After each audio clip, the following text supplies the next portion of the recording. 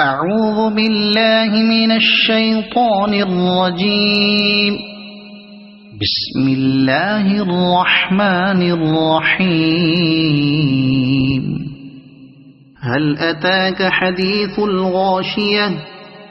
وجوه يومئذ خاشعة عاملة ناصبة تصلى نارا حامية تسقى من عين آنية ليس لهم طعام إلا من ضريع لا يسمن ولا يغني من جوع وجوه يومئذ ناعمة لسعيها راضية في جنة عالية لا تسمع فيها لاغية فيها عين جارية فيها سرر مرفوعة وأكواب موضوعة ونمارق مصفوفة